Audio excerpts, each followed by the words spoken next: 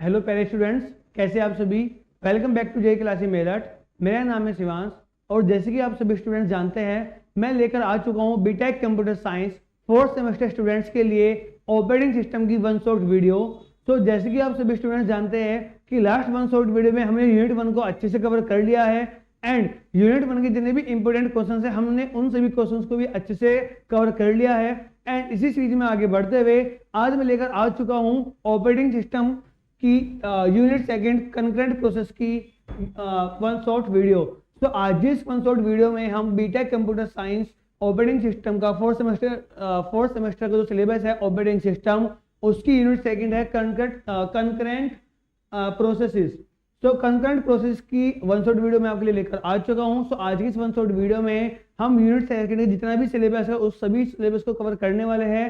साथ ही साथ जितने भी इंपॉर्टेंट क्वेश्चंस है उन पर मेन फोकस रखेंगे एंड लास्ट में आप सभी स्टूडेंट्स के लिए एक वरदान साबित होने वाला है। मतलब आपको बाद में एक टिप मिलने वाली है, उस टिप को आप किसी भी पॉइंट ऑफ व्यू से ले सकते हैं क्योंकि लास्ट में आपको मिलने वाले हैं इंपोर्टेंट क्वेश्चंस।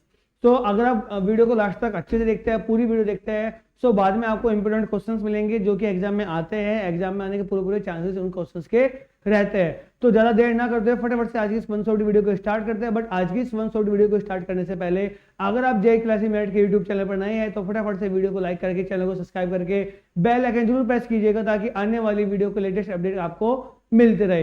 एंड फटाफट से आज की इस वन शॉट वीडियो को स्टार्ट करते हैं। सो सबसे पहले स्टार्ट करते हैं प्रोसेस कॉन्सेप्ट से। तो जो फर्स्ट टॉपिक है यूनिट सेकंड के अंदर, यूनिट सेकंड कंकरेंट प्रोसेसेस के अंदर, वह है प्रोसेस कॉन्सेप्ट। सबसे पहले देखेंगे प्रोसेस क्या होता है, उसका क्या कॉन्सेप्ट है, उसके बाद समझेंगे हम कंकरेंसी किसको बोलते हैं, कैसे कंकरेंसी में हमारे पास प्रॉब्लम्स आती है, कैसे उनका सॉल्यूशन होता है। तो उन सभी पॉइंट्स को वन बाय वन हम समझने वाले हैं और सभी पॉइंट्स को अच्छे से कवर करेंगे, कोई भी पॉइंट हम नहीं छोड़ने वाले हैं यहाँ पर। सो फटाफट से आप सभी दोस्तों के साथ जो भी एग्जाम की प्रिपरेशन कर रहे हैं उन सभी स्टूडेंट्स के साथ आज की इस वीडियो को शेयर कर सकते हैं ताकि उनको भी कुछ ना कुछ लाभ हो सके एंड वो भी वन शॉट वीडियो को देखकर, एक सिंगल वीडियो को देखकर एग्जाम को अच्छे से कवर कर सके और एग्जाम में अच्छे नंबर ला सके। सो सबसे पहले देखते हैं process concept. So a process is an executing instance of a program. तो एक प्रोसेस क्या है, executive instance of a program. एक प्रोग्राम का एक ऑब्जेक्ट, एक पार्ट है जो एग्जीक्यूट हो रहा है। राइट, हमने एक प्रोग्राम बनाया, अब वो प्रोग्राम जब एग्जीक्यूट हो रहा है तो उस एग्जीक्यूट होने वाले प्रोग्राम का एक इंस्टेंस, उसका एक पार्ट, उसका एक ऑब्जेक्ट ही प्रोसेस कहलाती है। राइट, अभी मैं यहाँ पे प्रेजेंटेशन की हेल्प से आपको पढ़ा रहा हूँ। तो प्रेजेंटेशन यहाँ पर क्या, प्रेजेंटेशन के लिए एक सॉफ्टवेयर में यूज कर रहा हूँ, उस सॉफ्टवेयर को जब मैं एग्जीक्यूट कर रहा हूँ तो उस टाइम पे इसका एक इंस्टेंस क्रिएट हो गया है, एक ऑब्जेक्ट क्रिएट हो गया, एक रैम में लोड हो चुका है पावर पॉइंट। तो उस पावर पॉइंट की हेल्प से जो मैं आपको शो कर रहा हूँ या जो मैं आपको पढ़ा रहा हूँ, तो वो सब क्या है, ये सब एक प्रोसेस है।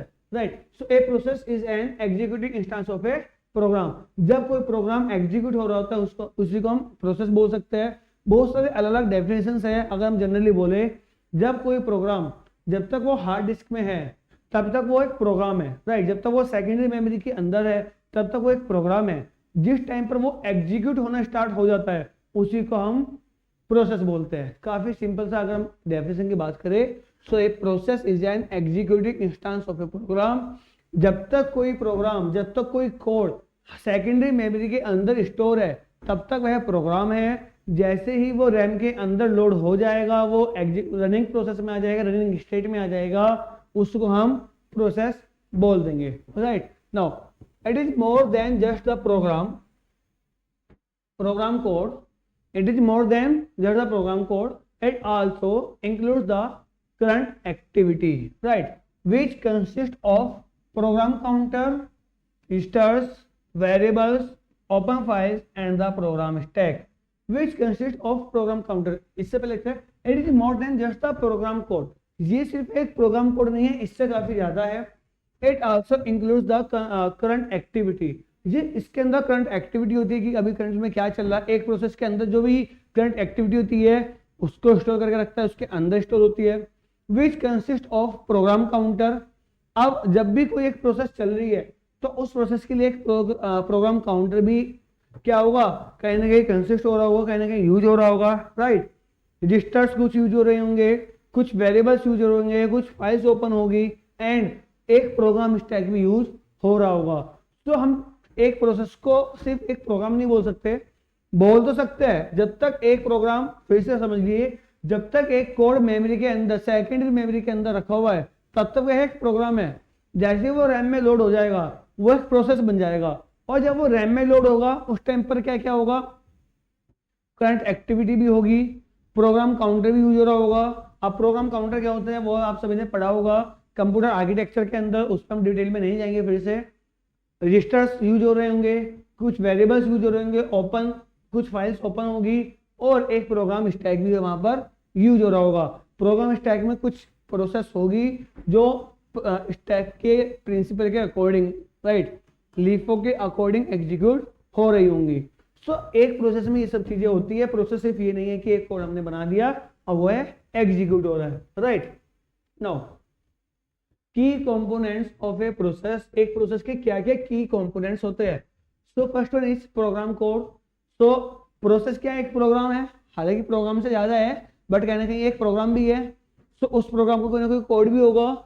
Instructions to be executed, program क्या, कोड क्या होता है, कुछ इंस्ट्रक्शंस होते हैं, कुछ लाइन ऑफ कोड होती है जो कि एग्जीक्यूट होनी है, right. So instructions to be executed, जो स्टेटमेंट्स होती है, मान लीजिए एक कोड हमने यहाँ पे लिखा हुआ है, सो इस कोड को हम क्या बोलेंगे, मतलब इस इन लाइंस को हम क्या बोलेंगे, इंस्ट्रक्शंस बोलेंगे, स्टेटमेंट्स बोलेंगे, ब्लॉक ऑफ कोड बोलेंगे, और ये पूरा ब्लॉक ऑफ कोड बनकर क्या बनता है, प्रोग्राम कहलाता है, राइट। से पूरा क्या है, प्रोग्राम कहलाता है। तो इस प्रोग्राम को हम क्या बोलेंगे, प्रोग्राम, जब तक सेकंड मेमोरी में प्रोग्राम है। अब प्रोग्राम कोड क्या होगा, instructions to be executed, sorry executed, जो कोड एग्जीक्यूट किया जाएगा वो सब प्रोग्राम कोड है। प्रोग्राम काउंटर अभी बात की हमने, indicates the next instructions to execute, जो नेक्स्ट इंस्ट्रक्शन एग्जीक्यूट होने वाला है उसको प्रोग्राम काउंटर बताता है। स्टैक, स्टैक एक मेमोरी है, contains temporary data like function calls and parameters. तो अगर आपने जावा की वन शॉट वीडियो देखी हुई है, जब मैंने जावा पढ़ाई, या इससे लग भी आपने कोडिंग की हुई है, तब आपको फंक्शन कॉल्स या पैरामीटर्स के बारे में पता होगा। तो जब फंक्शन कॉल होती है वो कहाँ पे स्टोर होती है, स्टैक के अंदर स्टोर होती है। स्टैक मतलब, वैसे तो आपको data structure and algorithm DSA आपने पढ़ा हुआ होगा, एंड डीएसए के अंदर आपने स्टैक भी पढ़ा हुआ होगा, राइट। बट फिर भी एक ओवरव्यू ले लेते हैं स्टैक का। अब होता क्या है, जब हम एक प्रोग्राम को एग्जीक्यूट करते हैं तब उसके जितने भी फंक्शंस है, राइट, या जितने भी उसके वेरिएबल्स है या पैरामीटर्स है, वो सब कहाँ जाते हैं, वो सब स्टैक में आ जाते हैं। अब स्टैक में क्या होगा, मान लीजिए एक प्रोग्राम के अंदर 4 अलग अलग फंक्शंस है, तब क्या होगा, जो सा भी पहला फंक्शन कॉल होगा वो स्टैक में स्टोर हो जाएगा। अब स्टैक क्या प्रिंसिपल फॉलो करता है, LIFO, last in first out, जो सबसे बाद में आएगा वो सबसे पहले बाहर निकलेगा। तो फंक्शन 1 यहां पर आया,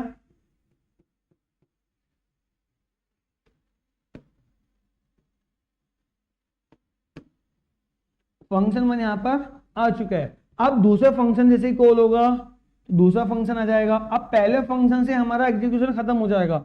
अब हम किसको एग्जीक्यूट करेंगे, पहले फंक्शन 2 को। बाय चांस फिर से फंक्शन 1 आ जाता है मेमोरी के अंदर, तब क्या होगा, फंक्शन 1 फिर से एग्जीक्यूट होना स्टार्ट हो जाएगा। तो इस तरीके से स्टैक काम करता है। सो स्टैक क्या है, contains temporary data like function calls and parameters. तो फंक्शन जब कॉल हो रही है तब ये टेम्परेरी कॉल होती है, परमानेंट ऐसा नहीं है कि एक जो फंक्शन है बार बार ऑटोमेटिकली कॉल होता रहेगा, परमानेंटली मेमोरी में स्टोर हो जाएगा। टेम्परेरीली हम किसी फंक्शन को कॉल करते हैं जितने काम के लिए हमें उसका टास्क कराना होता है। सो जैसे ही फंक्शन 1 का काम कंप्लीट हो जाएगा तभी क्या होगा, मेमोरी से पॉप हो जाएगा। पॉप मतलब रिमूव हो जाएगा, और जब नया फंक्शन आएगा उसको हम क्या बोलेंगे, पुश बोलेंगे, राइट। जो कि स्टैक के फंक्शनलिटी है, स्टैक के कुछ फंक्शंस है पुश एंड पॉप, तो वो आपने डीएसए में पढ़ा होगा, उसमें भी डीप में नहीं जाएंगे हम। तो इसी को हम बोलते हैं कि फंक्शन कॉल्स को एंड पैरामीटर्स को ये स्टैक टेम्परेरीली स्टोर करता है। अब हीप क्या है, memory used for dynamic allocation during execution. जब हम मान लीजिए प्रोग्राम को एग्जीक्यूट कर रहे हैं, प्रोसेस एग्जीक्यूशन में आ रही है, तो उस टाइम पे जब डायनेमिकली एलोकेट करता है मेमोरी को, तब वो हीप के अंदर आती है। एंड डेटा सेक्शन क्या है, contains global and static variables. तो डेटा सेक्शन में जितने भी ग्लोबल एंड स्टैटिक वेरिएबल्स है उनको स्टोर करते हैं। सो ये बेसिक आइडिया है, बेसिक टर्मिनोलॉजीज है जो हमने डीएसए में पढ़ी हुई है। अगर हम प्रोग्रामिंग बैकग्राउंड से है, जैसे कि आप सभी कंप्यूटर साइंस बैकग्राउंड से है, तो आपको इन सभी टर्म्स का, बेसिक टर्म्स का तो मतलब पता होना ही चाहिए कि प्रोग्राम कोड क्या होता है, प्रोग्राम काउंटर क्या होता है, स्टैक क्या होता है, हीप क्या होता है एंड डेटा सेक्शन क्या होता है। सब बेसिक टर्म्स है। उन सभी बेसिक टर्म्स को हम ऑपरेटिंग सिस्टम के अंदर भी सेम यूज कर रहे हैं, जो कि एक प्रोसेस क्या है उसके बारे में हमने यहाँ पर सब जान लिया है। Right now principle of concurrency. अब कंकरेंसी क्या होता है? देखो यूनिट का नाम क्या है? Concurrent processes. सबसे पहले हमने प्रोसेस जाना कि प्रोसेस होता क्या है, बेसिकली प्रोसेस है क्या। अब प्रोसेस जानने के बाद हम जानते हैं कंकरेंसी क्या है, फिर कंकरेंसी एंड प्रोसेस को दोनों को हम एक साथ कंबाइन कर देंगे। सो कंकरेंसी क्या है?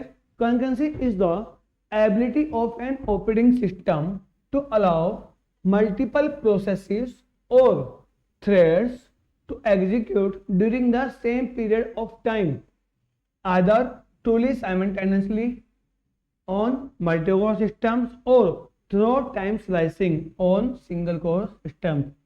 अब पहले डेफिनेशन देखते हैं, उसका मतलब समझेंगे बाद में। Concurrency is the ability of an operating system to allow multiple processes. So concurrency क्या है? एक एबिलिटी है ऑपरेटिंग सिस्टम की। कैसी एबिलिटी है? कि वो मल्टीपल प्रोसेस को एक साथ एग्जीक्यूट कर सकता है।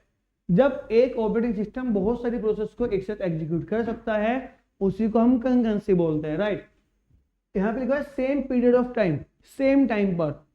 मतलब ऐसा नहीं कि अभी एक प्रोसेस चल रही है 10, मान लीजिए अभी 10 बज रहे हैं और 10 बजे एक प्रोसेस चल रही है, 11 बजे दूसरी प्रोसेस चल रही है, 12 बजे दूसरी प्रोसेस, तीसरी प्रोसेस चल रही है। नहीं, सेम 10 o'clock सेम टाइम पर एक साथ एक से ज्यादा प्रोसेस चलना ही कंकरेंसी कहलाता है। राइट, अब इसके दो तरीके हैं सेम प्रोसेस को एग्जीक्यूट करने के। एदर टूली साइमल्टेनियसली, बिल्कुल साइमल्टेनियसली हो सकता है, मतलब एक सेकंड भी आगे पीछे नहीं होगा, एक मिली सेकंड भी आगे पीछे नहीं होगा। तब ये कैसे हो सकता है? ऑन मल्टीकोर सिस्टम, जहां पर मल्टीपल सीपीयूज होते हैं, मल्टीकोर सिस्टम्स होते हैं, जहां पर मल्टीपल सीपीयूज होते हैं, वहां पर हम टूली साइमल्टेनियसली मतलब एग्जैक्टली सेम टाइम पर उनको एग्जीक्यूट कर सकते हैं। और दूसरा तरीका क्या है? Through time slicing. जब सिंगल सीपीयू होता है वहां पर हम टाइम स्लाइसिंग करते हैं। अब टाइम स्लाइसिंग क्या है? वैसे मैंने लास्ट लेक्चर में बताया हुआ है, अगर किसी ने ध्यान से देखा है तो वहां पर मैंने टाइम स्लाइसिंग की बात की हुई है। अब मान लीजिए यहाँ पर एक प्रोसेस है, प्रोसेस 1, राइट, यहाँ पर अनदर प्रोसेस है प्रोसेस 2। अब उन्हें टाइम स्लाइसिंग बनाई है 1 सेकंड की। मान लीजिए हालांकि कंप्यूटर 1 मिली सेकंड में ही कई सौ प्रोसेस को एग्जीक्यूट कर देता है, बट मान लीजिए 1 सेकंड की हम बात कर रहे हैं। तब हमने क्या किया? फर्स्ट हमने बोल दिया है, सीपीयू ने फिक्स कर लिया है कि मैं हर 1 सेकंड के लिए एक प्रोसेस को एग्जीक्यूट करूंगा, उसके बाद मैं दूसरी प्रोसेस को एग्जीक्यूट करूंगा। राइट, इसको हम राउंड रॉबिन प्रोसेस भी बोलते हैं, प्रोसेस 3। अब उसने क्या किया? सबसे पहले time 1, T1, T2, T3, T4, T5 and so on. T1 में इसने प्रोसेस 1 को एग्जीक्यूट किया, P1। अब इसने क्या किया? अब 1 सेकंड हो गई। अब T2 को, अब T2 में किसको एग्जीक्यूट करेगा? प्रोसेस 2 को।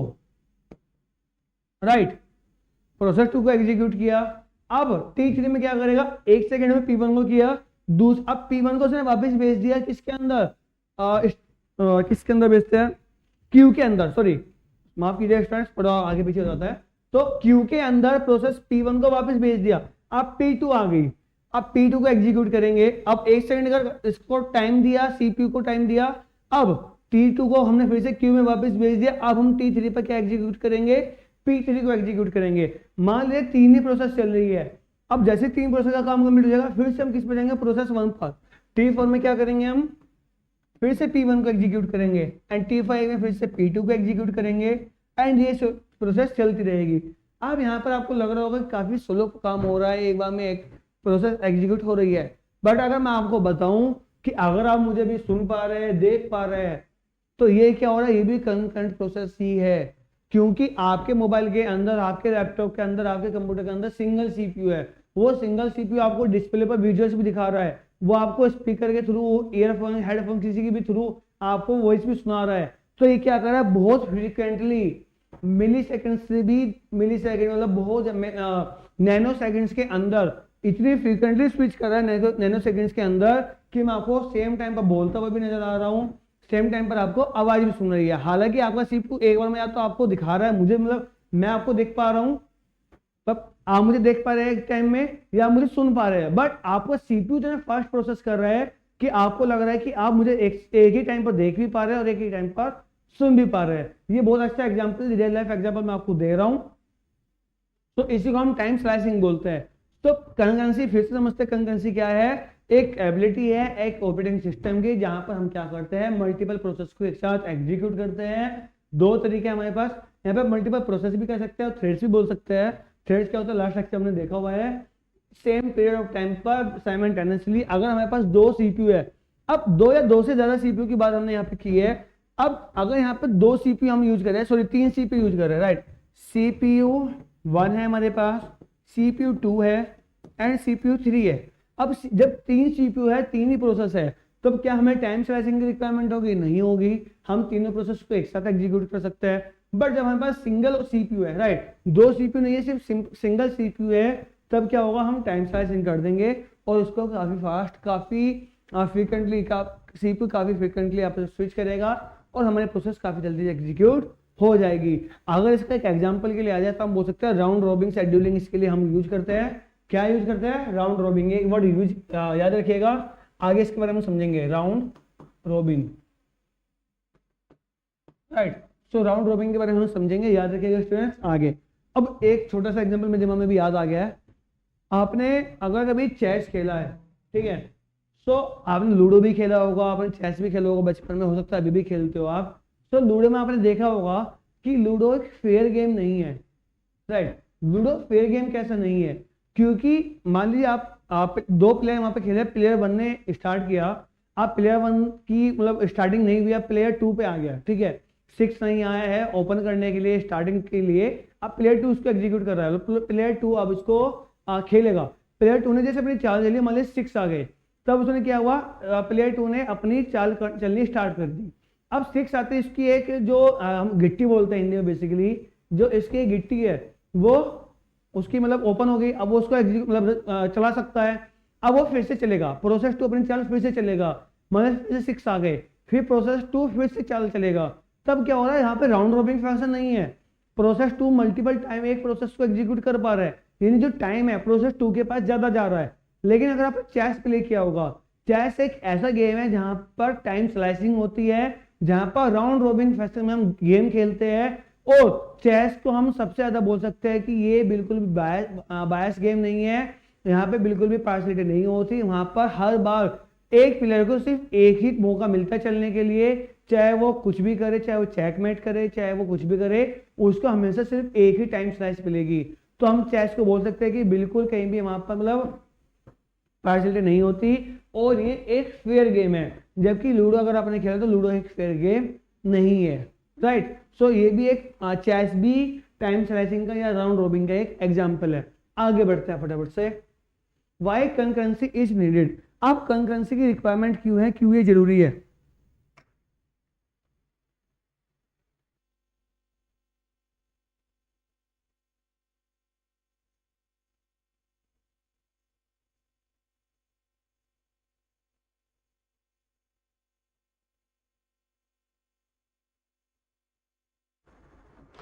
Right. So why concurrency is needed?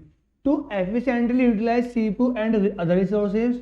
CPU को अच्छे से यूटिलाइज करने के लिए एंड अदर रिसोर्स को अच्छे से यूटिलाइज करने के लिए। अब मान लीजिए दो प्रोसेस है, प्रोसेस 1 को कुछ इनपुट लेना है यूजर से, तो वो क्या करेगा, यूजर से इनपुट का वेट करेगा।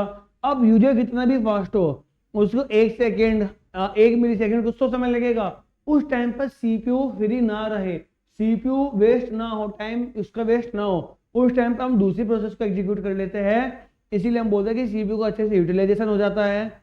To allow multiple users and applications to run in parallel, multiple users and applications and multiple users एक साथ एग्जीक्यूट कर सकते हैं। To build scalable and responsive system, scalable and responsive system को बनाने के लिए भी हम कंकरेंसी को यूज करते हैं। Concurrency not equal to parallelism, right. यहां पर एक टर्म दी गई है, concurrency is not equal to parallelism. तो parallelism means multiple task are executed at exactly same time. तो पैरेललिज्म का क्या मतलब है कि मल्टीपल टास्क जो है एग्जैक्टली सेम टाइम पर एग्जीक्यूट हो रही है। एग्जैक्टली सेम टाइम का मतलब क्या है कि प्रोसेस 1 ऐसे चल रही है, सेम उसी टाइम पर प्रोसेस 2 चल रही है, राइट। फिर से समझते हैं,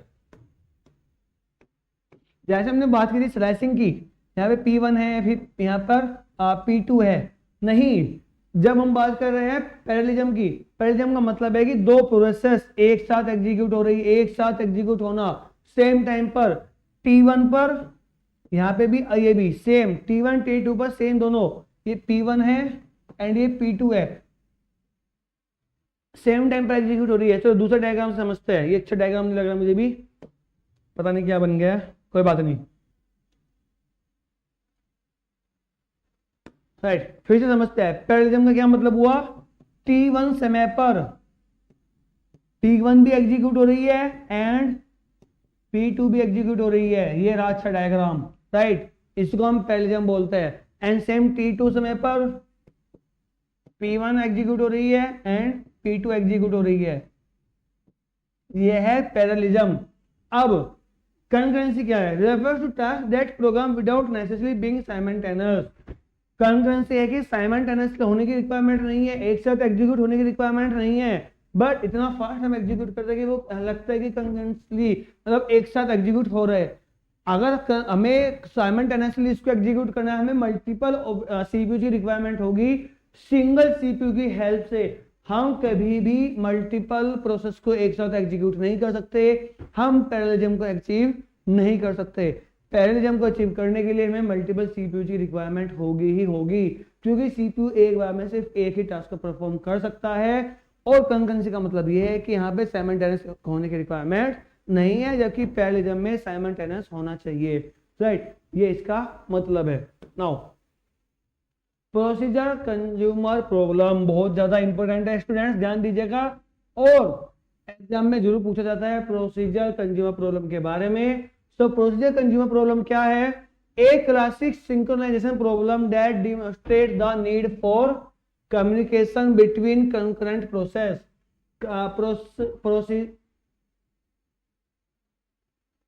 प्रोसीजर नहीं, producer consumer problem, sorry students माफ कीजिएगा, इधर उधर गलती से इधर उधर हो जाता हूँ। एक मीम मैंने कल भी सेम वही घिसा पिटा मीम मैंने बोला था आज में से कि माफ कीजिएगा स्टूडेंट्स, गलती से इधर उधर हो जाता, ठीक है। तो प्रोड्यूसर कंज्यूमर प्रॉब्लम क्या है, एक क्लासिक सिंक्रोनाइजेशन प्रॉब्लम, एक क्लासिक सिंक्रोनाइजेशन प्रॉब्लम है that demonstrate the need for communication between concurrent process, जो कंकरेंट प्रोसेस के बीच में होने वाली कम्युनिकेशन को दर्शाता है। सिनेरियो क्या है, प्रोड्यूसर, अब प्रोड्यूसर क्या है, generates item and adds them to a shared buffer, items को जनरेट करता है, इसको हम एक समझते हैं दुकानदार और ग्राहक के पॉइंट ऑफ व्यू से। प्रोड्यूसर यहाँ पर प्रोड्यूसर यहाँ पे जो बना रहा है सामान को, कंज्यूमर जो उसको यूज कर रहे हैं। रेस्टोरेंट में आप जा रहे हैं, अब वहां पर जो वहां का शेफ है वो क्या है, प्रोड्यूसर जो उसको प्रोड्यूस कर रहा है। एंड कंज्यूमर जो वहां पर खाने के लिए गया हुआ है, जो भी वहां पे गेस्ट गए हुए हैं, जो भी वोटेवर कस्टमर्स गए हुए, वो सब कंज्यूमर्स है। So generates item and adds them to a shared buffer, producer generate कर रहा है, मतलब जो शेफ है, जो कुक है रेस्टोरेंट के अंदर, वो अपना प्रोड्यूस कर रहा है, कंटिन्यूसली वो प्रोड्यूस कर रहा है। एंड शेयर्ड बफर यानी जितने भी लोग वहां पर बैठे हुए हैं उन सबको शेयर किया जा रहा है। कंज्यूमर क्या कर रहा है, removes item from the buffer and consumes them. अब कंज्यूमर क्या कर रहा है, जो प्रोड्यूसर ने प्रोड्यूस किया, जो खाना, जो शेफ ने खाना प्रोड्यूस किया है, जो बनाया है, कुक किया है, उस सबको कंज्यूमर यूज कर रहा है और प्रोड्यूसर उसको जनरेट कर रहा है। अब ये तो हो गया सिनेरियो प्रोड्यूसर कंज्यूमर के बीच में। अब प्रोड्यूसर कंज्यूमर प्रॉब्लम क्या है उसको समझते हैं। तो प्रोड्यूसर कंज्यूमर प्रॉब्लम का ओवरव्यू समझ में आ रहा है कि क्लासिक सिंक्रोनाइजेशन प्रॉब्लम है जो बताती है कि दोनों प्रोसेस के बीच में, आप कंकरेंट प्रोसेस के बीच में कम्युनिकेशन कैसा होना चाहिए। अब प्रोड्यूसर कौन है, जो उसको हम सेम एग्जांपल से लेकर चलेंगे स्टूडेंट्स, रेस्टोरेंट वाले से। जो कुक है वहां पर, जो शेफ है, वो कुक क्या कर रहा है, कुक कर रहा है फूड को, और जो कंज्यूमर है उसको यूज कर रहा है। अब इस सेम प्रॉब्लम को हम एग्जांपल से लेकर समझेंगे। प्रॉब्लम क्या है, buffer overflow, producer adds when buffer is full. मान लीजिए वहां पर कोई अभी ग्राहक नहीं आया, प्रोड्यूसर उसको कंटिन्यूसली बनाने लग रहा है, राइट। तो वहां पर क्या होगा, बफर ओवरफ्लो। अब मान लीजिए एक जिस बर्तन में वो रोटी बना रहा है, मान लीजिए रोटी का एग्जांपल लेते हैं, चलो नान लेते हैं, अच्छा सा एग्जांपल लेते हैं, आप मुंह में पानी आना चाहिए, जिस टाइम आप वीडियो देख रहे हो तो मुंह में पानी आना चाहिए। बट ध्यान दीजिएगा स्टूडेंट्स, मुंह में अगर पानी आ रहा है, चाहे आप रसगुल्ले का नाम मुझसे मैं रसगुल्ले का नाम लूंगा, रसमलाई का नाम लूंगा, पराठे का नाम लूंगा, अगर आपके मुंह में पानी आ रहा है, लेकिन आपको क्या करना, वीडियो के बीच में से उठना नहीं है, पूरी वीडियो देखने के बाद, पढ़ने के बाद फिर आप जो है नान खाइएगा, फिर आप जो है रसगुल्ले खाइएगा, ठीक है, समोसे रसगुल्ले जो भी आपको खाना है फिर खाइएगा, ठीक है। बट सो बफर ओवरफ्लो क्या है, मान लीजिए वहां पे वो रसगुल्ले बना रहे हैं, अब हम रसगुल्ले का एग्जांपल लेंगे, अच्छे से मुंह में पानी आना चाहिए। सो रसगुल्ले बनाते जा रहा है, अब वहां पर वो कंज्यूम नहीं हो रहा है, कोई उसको यूज नहीं कर रहा है, तब क्या होगा, बफर ओवरफ्लो, जो उसका कंटेनर है वो क्या हो जाएगा, उसमें अभी सामान मतलब जो रसगुल्ले है वो नहीं आ पाएंगे, वहां पर होगा ओवरफ्लो हो जाएगा, नहीं बाहर गिरना स्टार्ट हो जाएगा, वहां पर हम इसको यूटिलाइज नहीं कर पाएंगे। Producer adds when buffer is full, जब बफर फुल हो चुका है, जब कंटेनर फुल हो चुका है, फिर भी प्रोड्यूसर जो है इसको प्रोड्यूस कर रहा है। बफर अंडरफ्लो क्या है, consumer tries to remove from empty buffer, अब जो कंटेनर है रसगुल्लों का, उसमें से सारे रसगुल्ले खत्म हो गए, फिर भी आप निकाल रहे हो उसमें से, आप उसमें हाथ डाल रहे हो और ट्राई कर रहे हो निकालने का, क्या निकल पाएगा, नहीं। तो यही सेम प्रॉब्लम है यहाँ पर, buffer underflow, consumer tries to remove from empty buffer, सामान तो है नहीं, कंज्यूमर उसको निकालने ट्राई कर रहा है, तो वहां पे क्या होगा, सामान निकलेगा नहीं, ग्राहक गुस्सा हो जाएगा। अब आप ही समझिए, आपको रसगुल्ला खाने का भी मन कर रहा है और आप कहीं पर रसगुल्ले लेने के लिए गए, आपने कंटेनर में, आपके यहाँ पे जो कंटेनर होगा जहाँ पर रसगुल्ले रखे हुए हैं, या फ्रिज में जो रसगुल्ले रखे हुए हैं, आपको पता है, आपको लग रहा है कि वहां पर रसगुल्ले रखे होंगे, बट आप वहां पर गए और आपने इसमें देखा और वहां पर रसगुल्ला नहीं मिला, आपके जो सिबलिंग है, आपके भाई बहन, उन्होंने रसगुल्ला खा लिया, तब क्या होगा, वहां पे आपको गुस्सा आएगा। सेम वहां पे जो सीपीयू है उसके लिए उसको क्या होगा, गुस्सा आएगा, वहां पे क्या होगा, ये बहुत बड़ी एरर जनरेट करेगा, राइट। अब इसका सॉल्यूशन क्या है, यूज सेमाफोर्स और monitors to control access to the buffer.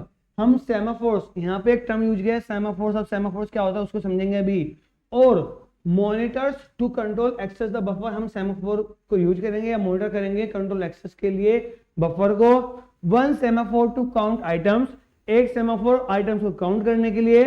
One to count available space, दूसरा देखेंगे हम स्पेस को काउंट करने के लिए कि कितना स्पेस वहां पर बचा हुआ है। ए म्यूटेक्स फॉर म्यूचुअल एक्सक्लूजन, एक म्यूटेक्स यूज करेंगे म्यूचुअल एक्सक्लूजन के लिए। फिर से समझते हैं, एक सेमाफोर यूज करेंगे आइटम्स को काउंट करने के लिए, कितने रसगुल्ले हमने बना दिए उसको हम काउंट करते रहेंगे। एक सेमाफोर हम यूज करेंगे चेक करने के लिए कितना स्पेस में बचा हुआ है, और एक म्यूटेक्स यूज करेंगे आपस में बातचीत करने के लिए, म्यूचुअल एक्सक्लूजन के लिए। फिर से एग्जांपल, रसगुल्ले वाले एग्जांपल से समझते हैं। सेमाफोर टू काउंट आइटम्स, हमने एक वहां पर मान लीजिए एक बंदा छोड़ दिया, एक पर्सन वहां पर छोड़ दिया है कि भाई जितने रसगुल्ले बन रहे हैं तुम उसको काउंट करते रहो, ठीक है। एक दूसरा पर्सन हमने वहां पे छोड़ दिया जो काउंट करेगा कि अभी कितना स्पेस है, कितने रसगुल्ले उसमें आ सकते हैं। अब होगा क्या, वहां पे क्या सोल्यूशन वहां पे निकलेगा कि वहां पे ओवरफ्लो नहीं होगा। क्यों ओवरफ्लो नहीं होगा, क्योंकि वहां पे काउंट करने वाला है स्पेस को, तो वहां पे वो बता देगा कि इतना ही स्पेस है, इससे ज्यादा आप जनरेट मत करो, प्रोड्यूस मत करो, समय वेस्ट नहीं होगा। काउंट करने के लिए आइटम्स को, तो अंडरफ्लो भी नहीं होगा, उसको पता होगा कि हाँ अभी इतने रसगुल्ले बचे हुए हैं। आप जैसे फ्रिज में जाएंगे, आपकी मम्मी या जो आपके फादर वो आपको बता देंगे बेटा रसगुल्ले तो गए, खत्म हो गए, ठीक है। तो ऐसे सेमाफोर काम करता है। म्यूटेक्स यूज करेंगे म्यूचुअल एक्सक्लूजन के लिए, आपसे बातचीत करने के लिए। चलो एग्जांपल से समझते हैं, डायग्राम समझते हैं इसको, राइट। अब यहाँ पे हमने एक सेमाफोर की वैल्यू दी 1, राइट, इनिशियल वैल्यू 1 दी है, दूसरे की इनिशियल वैल्यू हमने 0 दी है, राइट। सो अब जैसे ही अवेलेबल होगा हम क्या करेंगे, count equal to count plus 1 कर देंगे, और जैसे एक्वायर हो जाएगा हम काउंट की वैल्यू कम माइनस कर देंगे।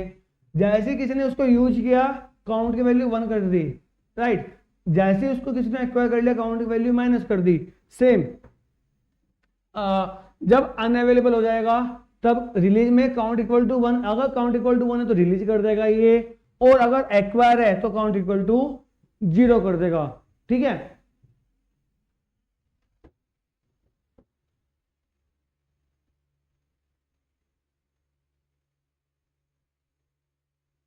राइट, मान लीजिए अनअवेलेबल है तब काउंट की वैल्यू कितनी है 0, तब ये एक्वायर करेगा, अगर अवेलेबल है तो काउंट की वैल्यू क्या कर देगा 1 कर देगा। अब यहाँ पे रिलीज हो गया तो आप इसको यूज कर सकते हैं। तो ऐसे मतलब म्यूचुअली एक्सक्लूजन हो रहा है आपस में, दोनों में आपस में बातचीत कर पा रहे हैं यहाँ पर, राइट। एंड मैंने बेसिकली आपको समझाया दिया, ये डायग्राम आप बनाकर आ सकते हो कि ये सेमाफोर कैसे काम करता है। एक बंदा यहाँ पे छोड़ा हुआ है जो काउंट कर रहा है कि कितना जनरेट हो रहा है, एक बंदा यहाँ पे काम कर रहा है जो कि बता रहा है कि कितने यूज हो रहे हैं। राइट, आगे बढ़ते हैं। Now mutual exclusion. Mutual exclusion ensures that only one process or thread can access the critical section a shared resource at a time। Mutual exclusion क्या करता है, इंश्योर करता है कि एक ही प्रोसेस या एक ही थ्रेड उस पार्ट को एक्सेस करेगा जहां जो कि क्रिटिकल सेक्शन है। क्रिटिकल सेक्शन एक ऐसा सेक्शन होता है जहां पर कुछ रिसोर्स, कुछ वेरिएबल्स, ऐसे वेरिएबल्स होते हैं जो शेयर्ड वेरिएबल होते हैं। अगर वहां पे एक प्रोसेस काम कर रही है और सेम वो प्रोसेस को इनपुट आउटपुट का कुछ टास्क परफॉर्म करना है, या वो आइडल हो गई है, वो रैम में वापस या क्यू में वापस चली गई है, उस टाइम पर उस सेक्शन को दूसरी प्रोसेस एग्जीक्यूट ना करे, उसी के लिए हम म्यूचुअल एक्सक्लूजन यूज करते हैं। So mutual exclusion ensures that only one process और thread can access the critical section a shared resource at a time. जो शेयर्ड रिसोर्स है उसको सिर्फ एक ही प्रोसेस एक बार में यूज कर सके। इंपोर्टेंस क्या है, prevents race condition. Race condition क्या है, when multiple process change share data concurrently. Right, मान लीजिए प्रोसेस वन ने क्या किया, P1 ने क्या किया, P1 ने काउंट की वैल्यू कर दी, काउंट इक्वल टू 1 कर दिया। अब P1 के लिए काउंट की वैल्यू 1 है, अब P2 आई, अब P1 को कुछ काम आ गया, वो चला गया कुछ और काम करने के लिए, P2 ने क्या किया, काउंट की वैल्यू कर दी 2, काउंट प्लस प्लस कर दिया, काउंट की वैल्यू 2 कर दी। अब फिर से P1 आया, अब P1 ने देखा काउंट की वैल्यू क्या है, 2 है, क्या वैल्यू चाहिए थी 1, अब वो 2 के हिसाब से काम करेगा। P2 को ये थोड़ी पता, P1 को ये थोड़ी पता कि काउंट की वैल्यू 1 होनी चाहिए या 2 होनी चाहिए। भाई उसने आया, उसने देखा कि यहाँ पे वैल्यू 2 है, अब उसको क्या पता किसी ने वैल्यू चेंज कर दी। जैसे मैं अभी एग्जांपल ले रहा हूँ, आपने फ्रिज में रसगुल्ले रखे 4 रसगुल्ले, अब आपका सिबलिंग आया, भाई या बहन आपकी आई और उसने क्या किया, एक रसगुल्ला खा लिया, वैल्यू कम हो गई। अब आप आए, अब आपको क्या पता वहां पे 4 रसगुल्ले 3 रसगुल्ले, आपको लग रहा है कि हाँ मैंने रखा हुआ है 3 रसगुल्ले, हो सकता है मैं 3 रसगुल्ले रख गया हूँ, तो 3 रसगुल्ले के हिसाब से काउंटिंग करेगा। तो सेम प्रोसेस यहाँ पे यूज हो रहा है, सेम चीज यहाँ पर हो रही है। अब जैसे यहाँ पे 2 हो गया, आपने तो कैलकुलेशन लगाई हुई थी 1 के हिसाब से, अब वैल्यू हो गई यहाँ पर 2, तो वहां पर क्या होगा, प्रॉब्लम की रेट हो जाएगी। सेम इसी चीज को हम बोलते हैं म्यूचुअल एक्सक्लूजन। जब शेयर रिसोर्स है और उसकी कोई वैल्यू किसी ने चेंज कर दी, तो उसी को हम मतलब जो शेयर रिसोर्स होता है उसी को हम क्रिटिकल सेक्शन बोलते हैं, एंड उसकी प्रोसेस इसकी वैल्यू चेंज ना हो, इसी के लिए हम म्यूचुअल एक्सक्लूजन यूज करते हैं। So prevents this condition when multiple process change share data concurrently. Ensures data consistency. Data consistency को इंश्योर करता है कि डेटा जैसा बना हुआ था वैसे ही बना रहा है, इसको कोई चेंज ना करे। Prevent system crashes and undefined behaviour. System crash को बचाता है एंड अनडिफाइंड बिहेवियर को भी ये बचाता है। Example, two bank ATMs trying to update the same account balance simultaneously. Right, 2 bank के अलग अलग ATMs क्या कर रहे हैं, एक ही बैलेंस को अपडेट, मतलब बैलेंस को अपडेट करना ट्राई कर रहे हैं एक साथ। ठीक है, अब एक साथ कैसे कर रहे हैं, मान लीजिए एक जगह हमने डेबिट क्रेडिट किया 5000 रुपीज, दूसरी जगह हमने फिर से क्रेडिट किया 10,000 रुपीज। अब दोनों एक साथ कर रहे हैं, तो वहां पे क्या होगा, या तो वो 5000 एंटर होगा, 10,000 एंटर होगा, तो वहां पे क्या आपका लॉस हो जाएगा। या मतलब बहुत इस तरह की सिचुएशन आती है जब 2 बैंक ATMs क्या कर रहे हैं, आपस में ट्रांजेक्शन करने की ट्राई कर रहे हैं साइमल्टेनियसली। या जैसे मैंने अभी एग्जांपल लिया रसगुल्ले का, तो रसगुल्ले के एग्जांपल से आपको अच्छे से याद रहेगा। तो ये सब क्या कहलाती है, म्यूचुअल एक्सक्लूजन कहलाता है। Right, now critical section problem. अब क्रिटिकल सेक्शन प्रॉब्लम क्या होती है, the critical section is a portion of code in which a process axes shared resources like variables, files etcetera. बता ही दिया मैंने क्रिटिकल सेक्शन क्या होता है। क्रिटिकल सेक्शन प्रॉब्लम क्या है, दोनों है सेम है, चलो कोई बात नहीं। डिजाइनिंग ए प्रोटोकॉल, यहाँ पे सॉल्यूशन लिख लेते हैं। Designing a protocol so that multiple processes do not enter their critical sections at the same time. तो इसका सॉल्यूशन बोल सकते हैं कि हम ऐसा प्रोटोकॉल, ऐसा कुछ नियम बनाएंगे कि मल्टीपल प्रोसेस जो कि क्रिटिकल सेक्शन को क्या कर रही है, शेयर कर रही है, एक साथ यूज कर रही है, कि वो एक साथ उसमें एंटर ना कर सके। कैसे करते हैं आगे समझते हैं। 3 conditions for a valid solution. ठीक है, किसी भी वैलिड सॉल्यूशन के लिए जो क्रिटिकल सेक्शन है उसके वैलिड सॉल्यूशन के लिए 3 कंडीशन होनी चाहिए। Mutual exclusion, only one process is in the critical section, critical section में एक ही प्रोसेस होनी चाहिए, right. Progress, if no one is in the critical section, critical section में नहीं है, one process must be allowed to enter. अगर कोई भी प्रोसेस क्रिटिकल सेक्शन में नहीं है तो सिर्फ एक ही प्रोसेस को एंटर करने के लिए अलाउ किया जाना चाहिए, सिर्फ और सिर्फ एक ही। मस्ट लिखा हुआ है यहाँ पे शुड लिखा हुआ नहीं है, मस्ट लिखा हुआ कि एक ही होगा, इससे ज्यादा नहीं होना चाहिए, ठीक है। And bounded waiting, a process should not be forced to wait forever to enter. Bounded waiting होना चाहिए, ऐसा नहीं है कि एक प्रोसेस को हमेशा के लिए हमने बोल दिया कि बस तुम रुके रहो, प्रोसेस वन ही उसको क्रिटिकल सेक्शन को एग्जीक्यूट करता रहेगा। नहीं, वहां पर हमें इस तरह का प्रोटोकॉल बनाना चाहिए कि कुछ समय बाद अनदर प्रोसेस भी सेम क्रिटिकल सेक्शन को एग्जीक्यूट कर सके या यूज कर सके, right. Now Dekker solution, Dekker scientist रहे हैं, उन्होंने एक सॉल्यूशन दिया है। Dekker's algorithm is the first non software solution for critical section problem for 2 processes developed without hardware support, right? So Decker's algorithm is the first known software solution. So Decker's algorithm क्या है? सबसे पहले जो हम कोई मानते हैं कि सॉफ्टवेयर सॉल्यूशन है किसी भी प्रॉब्लम का, किसी भी कंकरेंट प्रोसेस की जो प्रॉब्लम है उसका, सो वो डेकर्स एल्गोरिथम है जो क्या करता है, क्रिटिकल सेक्शन प्रॉब्लम जो होती है 2 प्रोसेस से होने वाली क्रिटिकल सेक्शन प्रॉब्लम को सोल्व करता है without using hardware support. Hardware support का मतलब यही है कि 2 सीपीयू को हम यहाँ पर यूज नहीं कर रहे हैं, सिंगल सीपीयू है, क्रिटिकल सेक्शन प्रॉब्लम है, तो उसके लिए जो पहला हम एल्गोरिथम जानते हैं, कोई पहला सॉल्यूशन है वो है डेकर्स एल्गोरिथम। मैकेनिज्म क्या है? Use 2 flags to indicate process interest. हम 2 फ्लैग्स को यूज करेंगे इंडिकेट करने के लिए प्रोसेस का इंटरेस्ट क्या है। Use a turn variable to decide which process can enter the critical section. Use a turn variable, एक टर्न वेरिएबल यूज करेंगे डिसाइड करने के लिए कि किस प्रोसेस को हम क्रिटिकल सेक्शन के अंदर एंटर करने की परमिशन देंगे। अब इसकी ड्रॉबैक्स क्या है? कॉम्प्लिकेटेड, थोड़ा सा कॉम्प्लिकेटेड है। लिमिटेड टू 2 प्रोसेसेस, सिर्फ 2 ही प्रोसेसेस को यूज कर सकती है। Not scalable to more threads और मॉडर्न आर्किटेक्चर, इसको हम स्केल नहीं कर सकते ज्यादा थ्रेड्स के साथ, 2 या 2 से ज्यादा प्रोसेस के लिए हम इसको यूज नहीं कर सकते। एंड आज के टाइम के मॉडर्न आर्किटेक्चर में हम इसको यूज नहीं कर सकते हैं, राइट। तो बेसिकली होता क्या है, use 2 flags to indicate process interest. हम यहाँ पे 2 फ्लैग्स को यूज करेंगे कि प्रोसेस कौन सी प्रोसेस किस तरह के मतलब कह सकते हैं कोड को या किस तरह के क्रिटिकल सेक्शन को एग्जीक्यूट करना चाहती है। एंड एक टर्न वेरिएबल यूज करेंगे डिसाइड करने के लिए कि कौन सी प्रोसेस फर्स्टली क्रिटिकल सेक्शन को यूज करेगी, राइट। आगे बढ़ते हैं। Peterson solution, a simple and elegant algorithm to solve critical section problem for 2 processes. 2 process को सॉल्व करने के लिए, क्रिटिकल सेक्शन की प्रॉब्लम को सॉल्व करने के लिए 2 प्रोसेस वाली हम पेटरसन सॉल्यूशन को यूज करते हैं, जो कि काफी सिंपल एंड एलिगेंट एल्गोरिथम है। मैकेनिज्म क्या है? Each process sets a flag when it wants to enter the critical section. A shared turn variable ensures proper sequencing. Each process sets a flag when it wants to enter the critical section. Her process जो कि critical section को use करना चाहती है वह एक flag set करती है।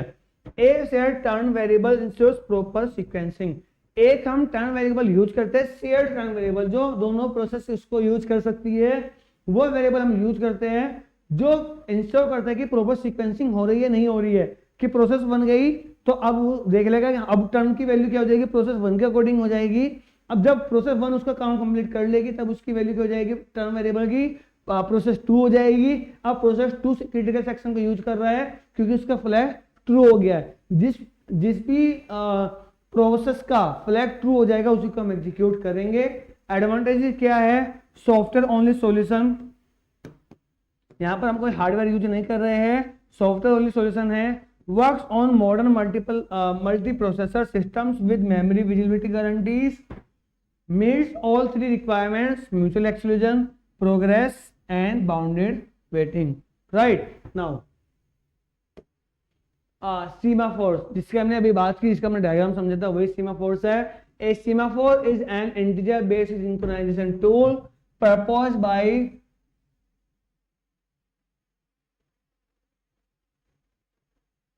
डिजिक्स्ट्रा. जैसे भी आपको उसको प्रोनाउंस करना है, सॉरी स्टूडेंट्स माफ कीजिएगा, मैं उसको प्रोनाउंस नहीं कर सकता यहाँ पे. डिजिक्स्ट्रा और डिजिक्स्ट्रा व्हाटएवर जो भी है, sorry. A semaphore is an integer based synchronization tool proposed by this person for managing concurrent access to resources. Right. So semaphore क्या है? एक integer based synchronization tool है जो इन महाशय के द्वारा प्रपोज किया गया था, जिन्होंने इसको मतलब बताया था लोगों को, किसके लिए? मैनेज करने के लिए concurrent access to resources की concurrent access करने के लिए. राइट. टाइप्स ऑफ सीमाफोर्स कितने प्रकार का होता है? बाइनरी सीमाफोर कैन बी 0 और 1 लाइक ए लॉक. हम एक बार में इसको 0 कर देंगे वैल्यू या 1 कर देंगे कि अगर 1 है तो वो मतलब ट्रू कंडीशन हम उसको यूज कर सकते हैं, 0 का मतलब वो लॉक कर देंगे. वो डिपेंड करता है एल्गोरिथम के ऊपर. Counting semaphore integer value for managing multiple resources. जब मल्टीपल रिसोर्सेज को मैनेज करना होता है तब हम काउंटिंग सीमाफोर को यूज करते हैं. राइट. ऑपरेशंस वेट और वेट एस और P S decreases S. S को डिक्रीज करता है. If S is less than 0 process waits. अगर ये क्या करेगा?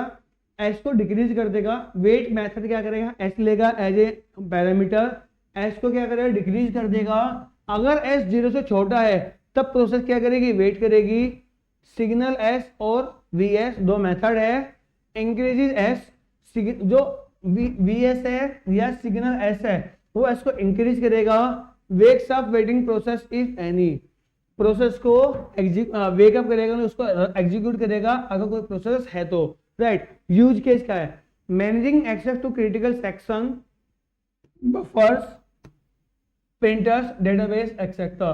Managing access to critical sections, जो क्रिटिकल सेक्शंस है उनको मैनेज करने के लिए, जैसे कि बफर्स को, प्रिंटर्स को, डेटाबेस को एंड एक्सेट्रा. बहुत सारी चीजें नेटवर्किंग हो सकती है या कोई फाइल सिस्टम हो सकता है, इन सबको मैनेज करने के लिए, ताकि एक टाइम पर एक ही प्रोसेस यूज कर सके. इसके लिए हम क्या यूज करते हैं? सेमाफोर्स यूज करते हैं. Right.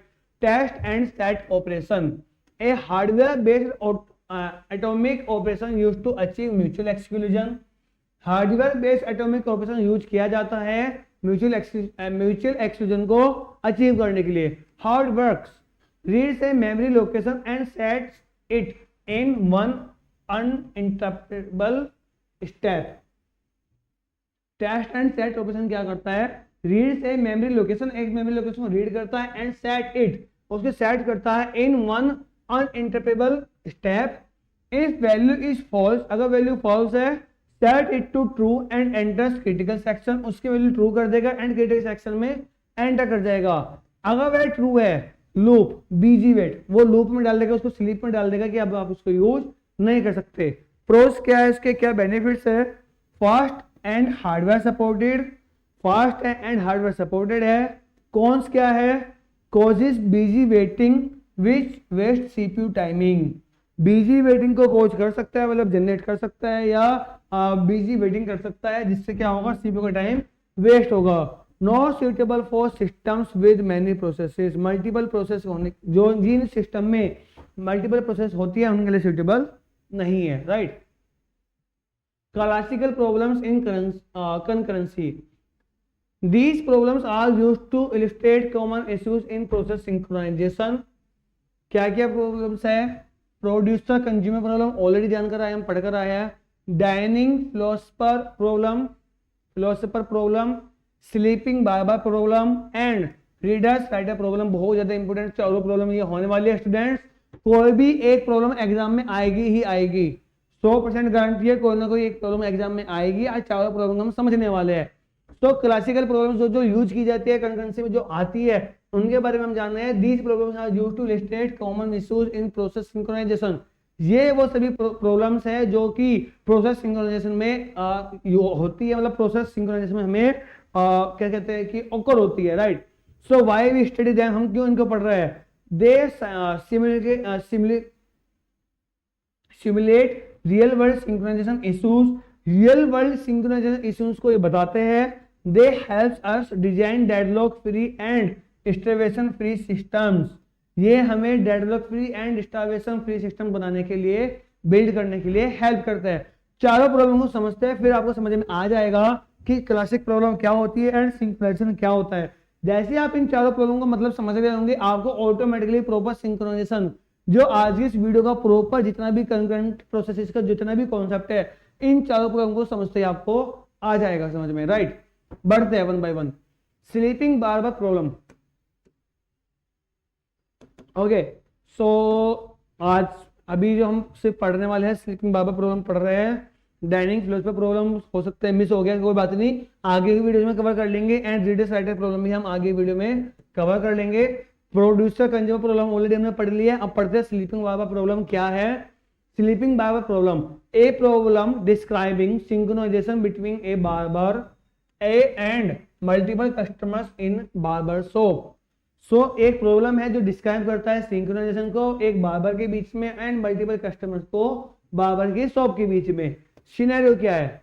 If no customers the barber sleep, अगर कोई भी कस्टमर नहीं है तो बार्बर क्या करेगा? जो नाई है वो सो जाएगा। If a customer arrives and the barber is asleep, he wakes him up. If waiting chair are full, customers leave.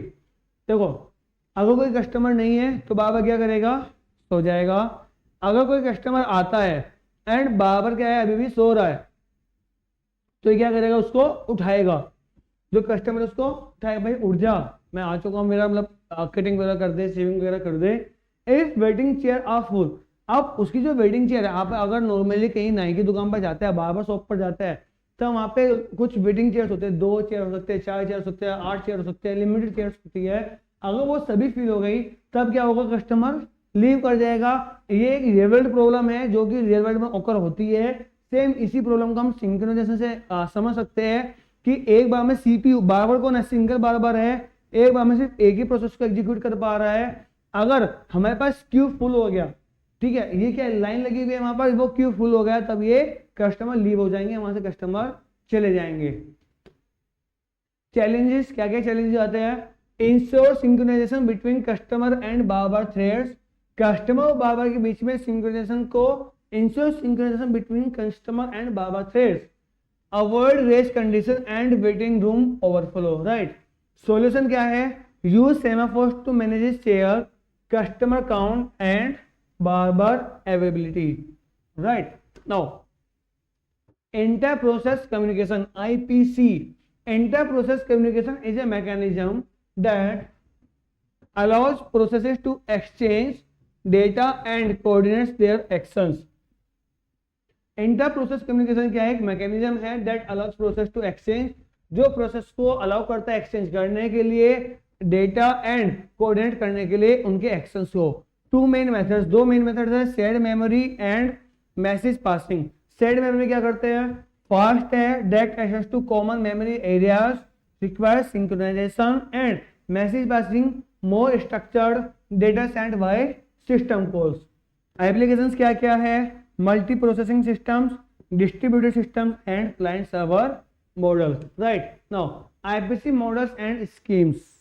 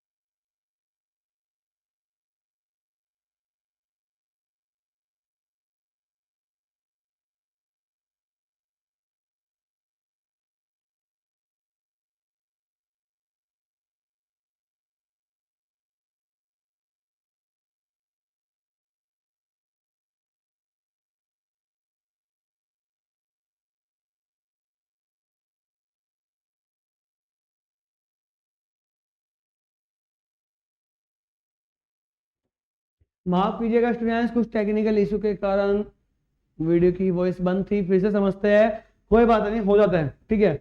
दोबारा से समझते हैं, ज्यादा देर नहीं हुई है, फिर से समझते हैं।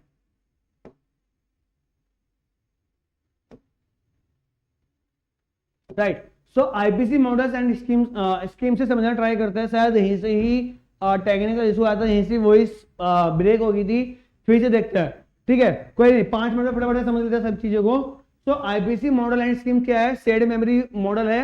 Okay, so inter process communication,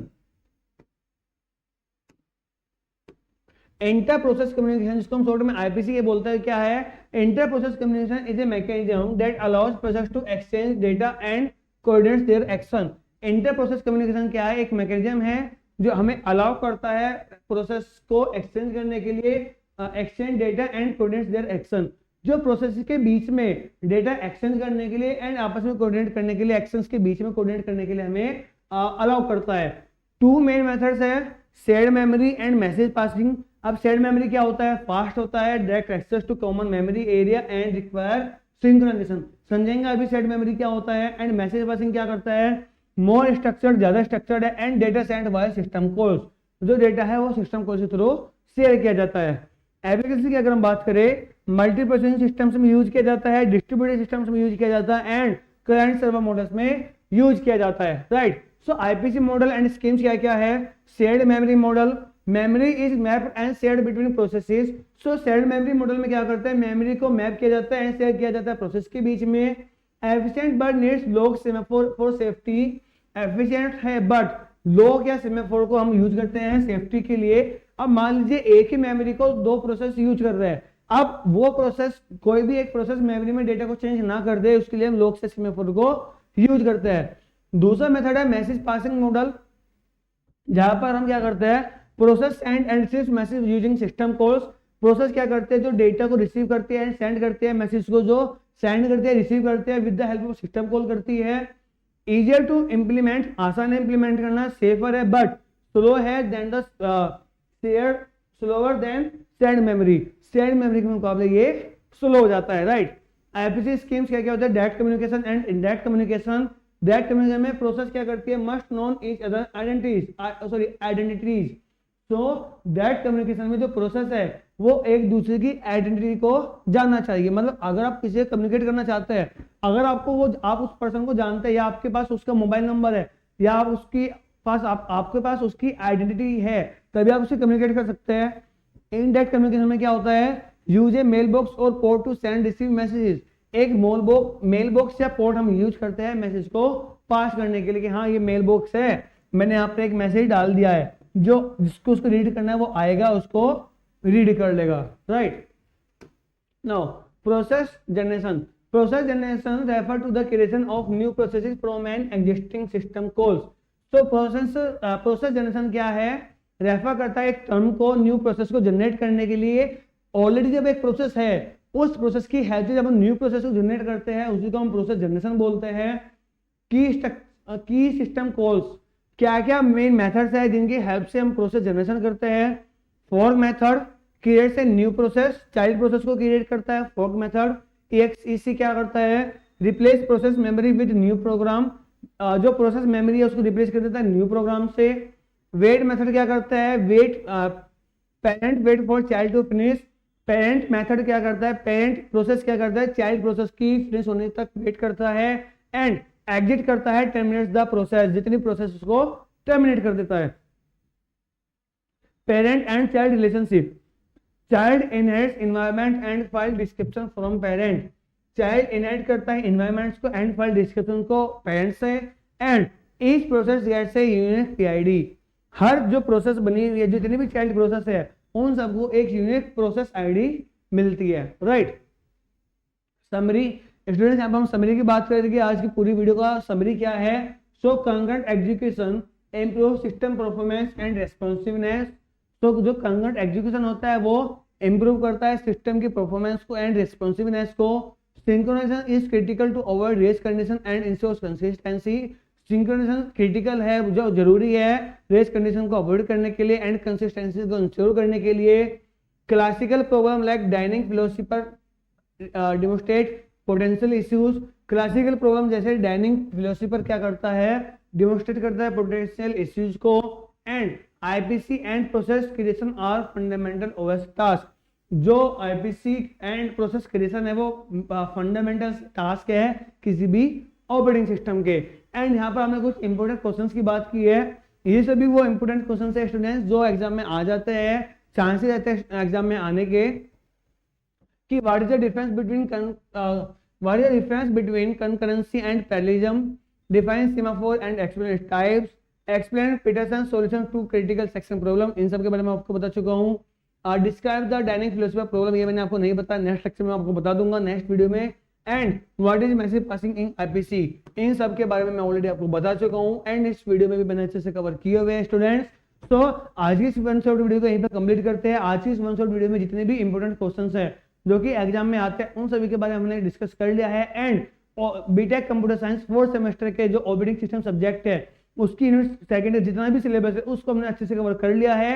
and आज की इस वीडियो को यहीं पर हम समाप्त करेंगे। अगर आज की वीडियो अच्छी लगी तो वीडियो को लाइक करके चैनल को सब्सक्राइब करके बेल आइकन जरूर प्रेस कीजिएगा।